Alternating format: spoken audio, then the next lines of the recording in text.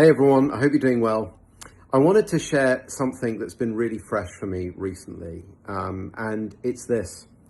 One of the trickiest parts for me of supporting Linda during her health journey was how much she participated in her healing journey, in both what she did and in her state of mind and her state of being.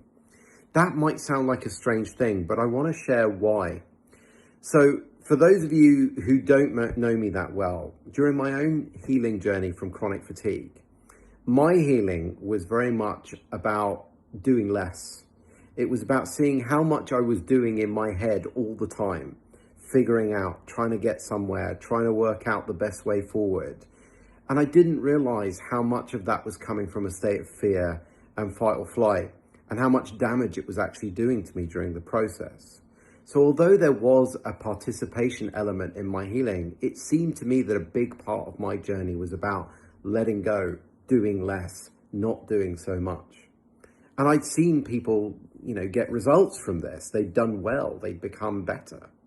So when Linda was going through her cancer recovery journey, I was triggered because she was being led on a journey of participation, of changing her identity, of meditation, of becoming a new version of herself. And there was a part of me that was going, but wait, this is a lot of doing, and this doesn't seem to be consistent with my journey or with what I taught.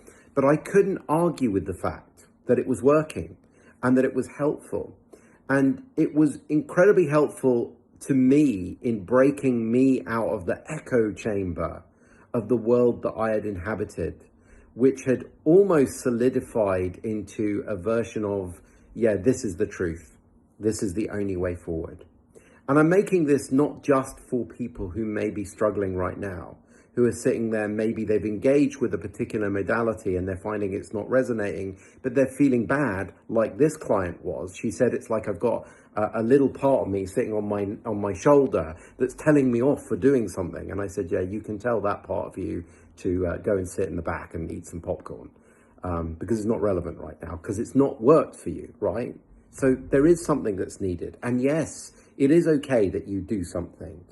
We forget as practitioners, especially when we get involved in our work and we see good results, we forget that we are operating within levels of consciousness. Or it's easy to forget that we're operating within levels of consciousness. And whilst there are people that will come into our field that will resonate with where we are and will get value from where we are, there are others who are in a different place in their journey and they need something different. And there are other things out there that will be suitable for them and that will work for them. And it is not for us to judge or somehow rank what we do as if it's better or worse or right or wrong. And it's really like going through Linda's journey was like breaking me out of the echo chamber of the world I had inhabited, and the rules that I'd unconsciously picked up that existed within that chamber. And I'm really seeing over and over, you know what, we got to do this. We have to consistently put ourselves in environments where we are challenged. So we stay humble and we stay open, and we make sure we're seeing things that are really aligned with the consciousness of the people that are showing up in front of us. And we're not pushing them in a direction that may be right for us, but may not be right for them.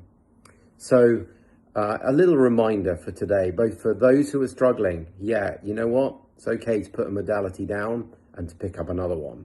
And for practitioners, you know what? Get out of your echo chambers. Make sure you put yourselves in environments that seem to trigger what you believe to be true. There's probably something there for you to see. There definitely was for me. Lots of love. Take care.